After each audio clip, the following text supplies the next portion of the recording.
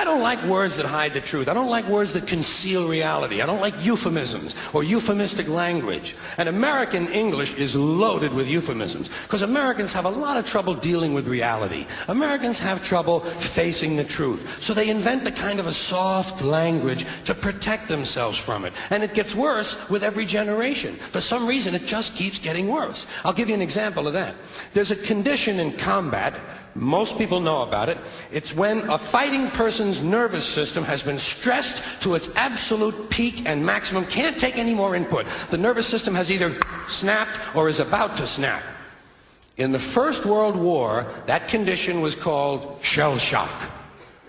Simple, honest, direct language. 2 syllables. Shell shock. Almost sounds like the guns themselves. That was 70 years ago. Then a whole generation went by, and the Second World War came along, and the very same combat condition was called battle fatigue.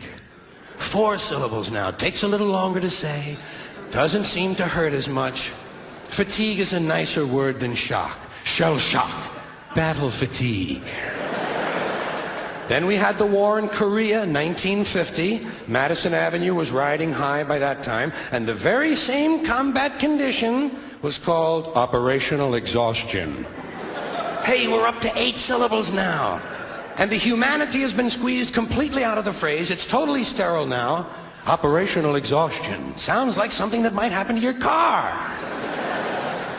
Then, of course, came the war in Vietnam, which has only been over for about 16 or 17 years. And thanks to the lies and deceit surrounding that war, I guess it's no surprise that the very same condition was called post-traumatic stress disorder.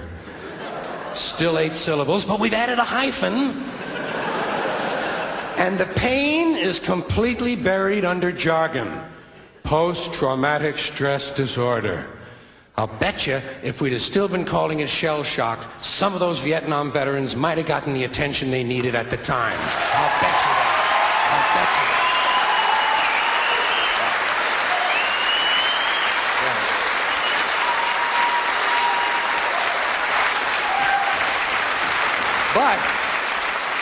But it didn't happen. And one of the reasons is because we were using that soft language. That language that takes the life out of life. And it is a function of time. It does keep getting worse. Give you another example. Sometime during my life, toilet paper became bathroom tissue.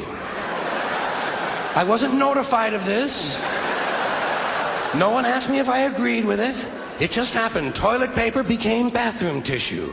Sneakers became running shoes. False teeth became dental appliances. Medicine became medication. Information became directory assistance. The dump became the landfill. Car crashes became automobile accidents. Partly cloudy became partly sunny. Motels became motor lodges. House trailers became mobile homes. Used cars became previously owned transportation. Room service became guest room dining. And constipation became occasional irregularity. When I was a little kid, if I got sick, they wanted me to go to the hospital and see the doctor. Now they want me to go to a health maintenance organization or a wellness center to consult a healthcare delivery professional. Poor people used to live in slums. Now the economically disadvantaged occupy substandard housing in the inner cities. And they're broke. They're broke. They don't have a negative cash flow position. They're fucking broke. Because a lot of them were fired. You know, fired. Management wanted to curtail redundancies in the human resources area. So many people are no longer viable members of the workforce. Smug, greedy, well-fed white people have invented a language to conceal their sins. It's as simple as that. The CIA doesn't kill anybody anymore. They neutralize people. Or they depopulate the area. The government doesn't lie. It engages in disinformation. The Pentagon actually measures nuclear radiation in something they call sunshine units. Israeli murderers are called commandos. Arab commandos are called terrorists. Contra killers are called freedom fighters. Well, if crime fighters fight crime and firefighters fight fire, what do freedom fighters fight? They never mention that part of it to us, do they? Never mention that part of it.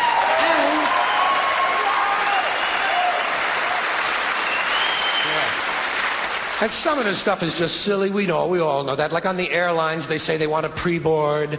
Well, what the hell is pre-board? What does that mean? To get on before you get on? They say they're going to pre-board those passengers in need of special assistance. Cripples! Simple, honest, direct language.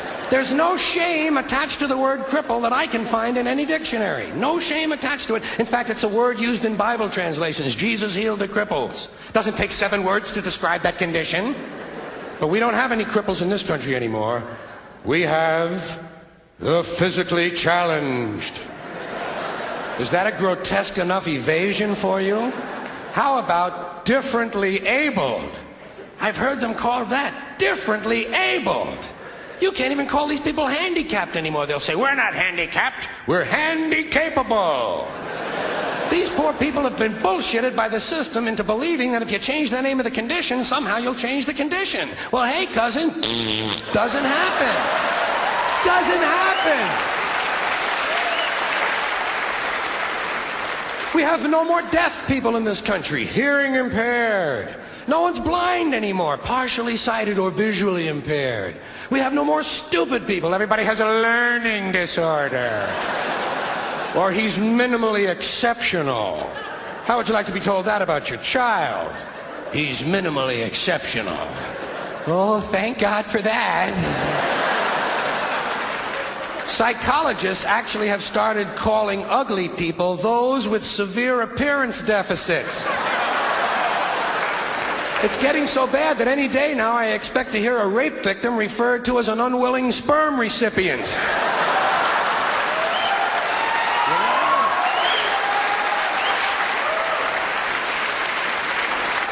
And we have no more old people in this country. No more old people. We shipped them all away, and we brought in these senior citizens. Isn't that a typically American 20th century phrase? Bloodless, lifeless. No pulse in one of them. A senior citizen. But I've accepted that one. I've come to terms with it. I know it's here to stay. We'll never get rid of it. That's what they're going to be called, so I'll relax on that. But the one I do resist, the one I keep resisting, is when they look at an old guy and they'll say, look at him, Dan. He's 90 years young. Imagine the fear of aging that reveals. To not even be able to use the word old to describe someone, to have to use an antonym. And fear of aging is natural, it's universal, isn't it? We all have that. No one wants to get old, no one wants to die, but we do. So we bullshit ourselves. I started bullshitting myself when I got to my 40s. As soon as I was in my 40s, I'd look in the mirror and I'd say, well, I guess I'm getting older. Older sounds a little better than old, doesn't it? Sounds like it might even last a little longer. Bullshit, I'm getting old. And it's okay, because thanks to our fear of death in this country, I won't have to die. I'll pass away.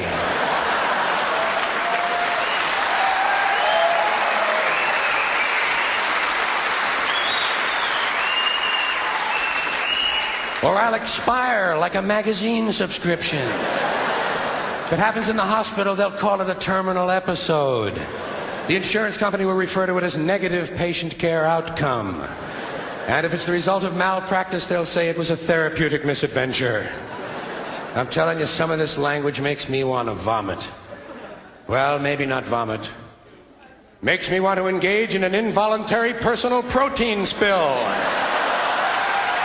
Thank you all.